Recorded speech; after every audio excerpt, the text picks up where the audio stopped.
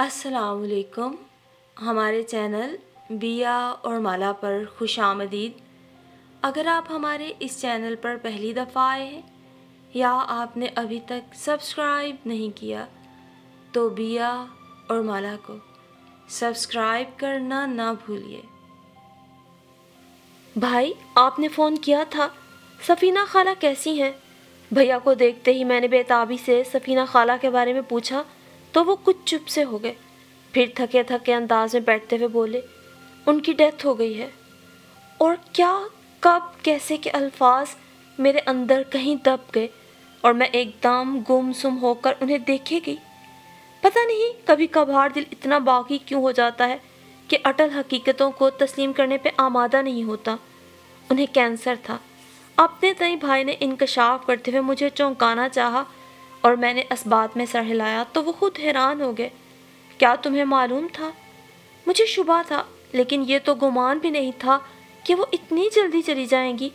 मेरे आंसू एक तवातुर से बह निकले। सफ़ीना खाला कौन थी? आए मैं आपको बताती हूँ। वो मेरी खाला थी, माँ नहीं, लेकिन मेरी माँ जैसी थी। अपने बचपन के वो दिन जो मैंने उनकी आगोश में और उनके साथ गुजारे, मुझे वो सब याद है। वो मुझे अपने हाथों से खाना खिलाती और अपनी आगोश में लेकर लोरियाँ सुना के मुझे सुलाती। मैं उनसे इतनी मानूस हो गई थी कि अपने घर कम ही जाती थी। दिन में किसी वक्त अम्मी मुझे बुलवा लेती तो मैं खड़े खड़े ही उनकी बात सुनती थी और फिर छपाक से भागकर सफ़ीना खाला के घर आ जाती। मेरी फ़ौरन वापसी पर वो खिलखिला के हंसती थी और फिर बाद में अम्मी से कहती, अंजी मेरी है। उस वक्त क्योंकि उनकी शादी नहीं हुई थी इसलिए वो मेरी बेटी है कहते हुए थोड़ा झिझकती थी, और फिर शादी के बाद वो झिझक नहीं रही तब वो सबसे यही कहती थी, अंजी मेरी बेटी है। उन दिनों जब मैं सफ़ीना खाला से एक पल के लिए भी दूर नहीं होती थी कि अब्बू जी की ट्रांसफ़र दाऊद खेल हो गई। सफ़ीना खाला ने बहुत चाहा कि मैं उनके पास रह जाऊं, लेकिन अब्बू जी नहीं माने। अम्मी अब्बू मुझे अपने साथ ले गए। मुझे नहीं पता सफ़ीना खाला का मेरे बगैर क्या हाल हुआ होगा। मैं उस वक्त बहुत छोटी थी, लेकिन मुझे याद है कि अपने बचपन का ज़्यादा वक्त मैंने सफ़ीना खाला को याद करते और उन्हें ख़त लिखते गुजारा। अब्बू जी की जॉब ऐसी थी कि कभी एक जगह न रुके, कभी किसी शहर कभी किसी शहर, और मैं जो शुरू में सफ़ीना खाला से दूरी को बहुत शिद्दत से महसूस किया करती थी, रफ्ता रफ्ता उस शिद्दत में कमी आती गई। जैसे बचपन की बातें, मीठी मीठी यादें छोड़ जाती हैं, वो भी मेरे लिए एक मीठी याद थी। अलबत्ता जब उनका जिक्र होता तो फिर मैं घंटों के हिसाब से अम्मी से सिर्फ उन्हीं की बातें किया करती थी। और अम्मी की, क्योंकि वो एक ही बहन थी और अम्मी से बहुत छोटी भी थी, इसलिए अम्मी भी ज़्यादातर उनके बचपन के किस्से सुनाया करती थी और मैं बहुत शौक़ से सुनती थी। पता नहीं क्यों हालात ने अम्मी और सफ़ीना खाला के दरमियान इतने फासले बढ़ा दिए थे कि सालों एक दूसरे को देख नहीं पाती थी।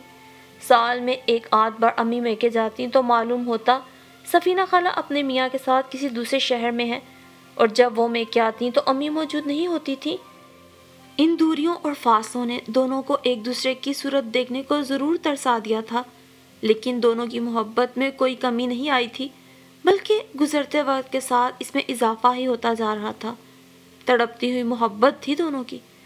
फिर जब अबू जी की ट्रांसफ़र के बायस हम कराची आए, उस वक्त हम बहन भाई मैट्रिक में आ चुके थे, और क्योंकि हर दूसरे साल स्कूल और शहर बदलने से हमारी तालीम काफ़ी मुतासिर हो रही थी, इसलिए कराची के बाद हमने कहीं भी जाने से इनकार कर दिया, क्योंकि अब हमें यकसुई से पढ़ने की ज़रूरत थी।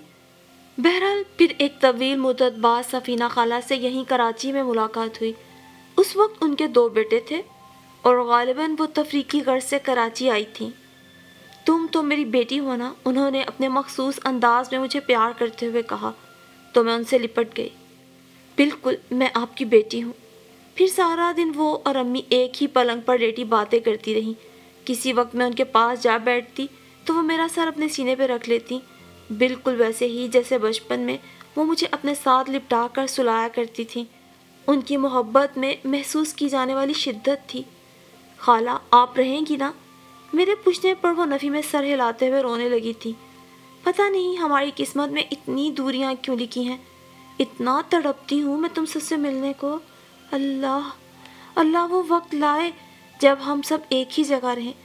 پھر امی سے کہنے لگی، آپا آپ نے ساری زندگی پردیس میں گزاری ہے، اب بچوں کی شادیوں کا وقت آ رہا ہے، اب تو اپنے دیس میں آ جاتی۔ یہ پردیس تو نہیں ہے خالہ، میں نے ان کے آنسو پہنچتے ہوئے ہنس کے کہا، اپنے ہی ملک میں کسی بھی شہر میں رہیں سب اپنا ہے۔ کیا تمہیں ملتان یاد نہیں آتا؟ خالہ کا لہجہ شاکی تھا۔ نہیں خالہ، مجھے تو ملتان سے زیادہ پپلا یاد آتا ہے، کیونکہ ہمارا زیادہ وقت وہیں گزرا ہے، پھر لاہور اور اب کراچی، جبکہ ملتان میں تو ہم بہت تھوڑا عرصہ رہے ہیں، وہ بھی اس وقت جب مجھے اتنا شعور نہیں تھا۔ اس کا مطلب ہے تم مجھے یاد نہیں کرتی؟ خالہ کو بہت افسوس ہو رہا تھا۔ ارے نہیں خالہ، آپ کو تو میں بہت یاد کرتی ہوں، امی سے پوچھ لیں۔ امی نے فوراً میری تائید کی تو وہ پل میں بہت خوش ہو گئی تھی۔ اس کے بعد خالہ میری شادی پر آئی تھی، بے حد حیران، جیسے انہیں یقین نہ آ رہا ہو۔ امی سے کہنے لگی، اگر ہمارے میکے میں کوئی لڑکا انجی سے بڑا ہوتا تو ہم اسے کبھی غیروں میں نہ جانے دیتے۔ اور میں نے ان کے دل کی بات شرارت میں کہہ دی، کسی کا کیوں خالہ، آپ اپنے بیٹے کی بات کریں، لیکن وہ تو ابھی بہت چھوٹا ہے۔ میں نے ہنستے ہوئے محسن کی طرف دیکھا تو خالہ بھی بے ساختہ ہنسی۔ تم کافی سمجھدار ہو گئی ہو انجی۔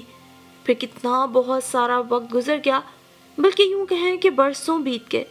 میں شکلاً سفینہ خالہ سے بالکل بھی نہیں ملتی تھی، لیکن ان کی کچھ عادتیں ضرور چرا لائی تھی۔ کبھی کبھار میرے میاں ٹوک کر کہتے، تمہارے گھر میں تو یہ اتنی نفاست پسندی اور یہ اتنی مین میخ نکالنا کسی اور میں نہیں، تم میں کہاں سے آ گئی؟ وہ تو سارے بڑے موج مستی میں خوش رہنے والے لوگ ہیں۔ تو میں بڑے یقین سے کہتی، میں نے یہ عادتیں سفینہ خالہ سے لی ہیں۔ میں سفینہ خالہ ہی کی طرح ہر چیز کو اس کی گہرائی میں لینے کی عادی ہو گئی تھی۔ گھر کی صفائی ستھرائی ہو، اپنی ذات کا خیال ہو، یا پھر کوئی بات، میں اس کی گہرائی تک سوچتی، اور انہی کی طرح میری ہنسی میں ایک بے ساختگی تھی۔ بہرحال پھر جب میری سب سے چھوٹی بہن جویریہ، جسے ہم پیار سے جوجی کہتے تھے، انٹر میں پہنچی تو سفینہ خالہ اس کے لیے اپنے بیٹے محسن کا پیغام لے کر آ گئی۔ اور ظاہر ہے جس طرح سفینہ خالہ مجھے اپنی بیٹی کہتی تھی، اس لحاظ سے تو مجھے ان کی وکالت کرنا ہی تھی۔ ویسے گھر میں بھی کسی کو اعتراض تو نہیں تھا، لیکن جوجی کچھ ڈر رہی تھی، اس لیے کہ وہ امی سے بہت زیادہ اٹیچ تھی اور ان سے دور نہیں جانا چاہتی تھی۔ پھر بھی وہ اس شرط پہ راضی ہوئی کہ امی ابو پہلے ملتان شفٹ ہوں، پھر اس کی شادی کریں۔ اور امی تو جیسے دل سے یہی چاہتی تھی، کیونکہ اپنے عزیزوں سے دور رہتے ہوئے انہیں 20 سال ہو گئے تھے۔ سال 2 سال میں ایک بار جانا ہوتا بھی تو تشنگی بڑھتی ہی تھی۔ بہرحال اب کسی بہانے ہی سے ہی امی ابو ملتان شفٹ ہو گئے۔ یوں برس ہا برس بعد بالآخر امی اور سفینہ خالہ کو ایک ہی جگہ رہنا نصیب ہوا۔ وقت اور حالات کس کس طرح عزیز ہستیوں کے درمیان فاصلے حال کرتے ہیں، اور جانے اس میں کیا مصلحت ہوتی ہے۔ بہرحال اب دونوں بہنیں بہت خوش تھیں۔ کوئی سال بھر بعد میں جوجی کی شادی میں گئی تو سفینہ خالہ نے ہمیشہ کی طرح اس بار بھی مجھے دیکھتے ہی پہلی بات یہ کی تھی، تم تو میری بڑی بیٹی ہو نا؟ اور میں نے پہلی بار کہا، نہیں۔ کیوں؟ خالہ بے حد حیران ہوئی۔ اس لیے کہ آپ نے اس گھر کی ایک اور لڑکی کو اپنی بیٹی بنا لیا ہے۔ میرا اشارہ جوجی کی طرف تھا اور وہ سمجھ کر بے ساختہ ہنسی تھی۔ جوجی اور محسن کی شادی میں ہم سب نے بہت انجوائے کیا۔ اس کے بعد میں کراچی چلی آئی۔ میرا خیال بلکہ مجھے یقین تھا کہ جوجی بہت خوش رہے گی، کیونکہ اس کے ساتھ وہ روایتی ساس اور سسرال والا بھی کھڑا نہیں ہوگا۔ سفینہ خالہ کی ہم سب سے بالہانہ محبت کوئی ڈھکی چھپی نہیں تھی۔ پھر یہ کہ وہ امی سے 20 برسوں بعد اکٹھی ہوئی تھی، تو میرا خیال میں اس نئے رشتے کے حوالے سے ان کی محبتوں میں اضافہ ہی ہونا تھا۔ لیکن اس دن میرا دل ٹوٹ گیا اور میری شخصیت جیسے ریزہ ریزہ ہو گئی، جس دن میرا یہ خیال ہی رہا۔ کوئی سال بھر بعد کی بات ہے، میں امی کے پاس گئی تو وہاں سفینہ خالہ نہیں تھی، وہ اب صرف اور صرف جوجی کی ساس تھی، اور امی صرف جوجی کی ماں۔ میرے لیے حالات کی یہ کروٹ یا زندگی کا یہ رخ بے حد حیران کن تھا، اور میں پریشان ہو کر ان دونوں بہنوں کو ڈھونڈتی رہی جو برس ہا برس ایک دوسرے کی صورت کو ترستی رہی تھی۔ اور میرا المیہ یہ تھا کہ میں ان دونوں کی بیٹی تھی، کسی ایک کو بھی غلط کہنا میرے اختیار میں نہیں تھا، اور جو اختیار میں تھا وہ یہ کہ ایک رات جوجی کو بہت برا بھلا کہا کہ یہ سب نہ تمہاری وجہ سے ہو رہا ہے، تم بہت ناسمجھ ہو، तुम्हें सब रिश्तों को बहुत तरीके से लेके चलना चाहिए था। इल्म है ना, ख़ानदान में शादियाँ हों तो एक लड़की पर यह जिम्मेदारी हो जाती है दोनों घर वालों को लेके चलने की। मर्द कहाँ इतने हसास होते हैं। मैंने क्या किया है? जोजी रोने लगी तो मेरे दिल पर एक और बोझ आन पड़ा। आपा, आपको नहीं पता, खाला बहुत जालिम और जाबिर हैं। वो तो मुझे मोहसिन से बात करने की भी इजाज़त नहीं देती।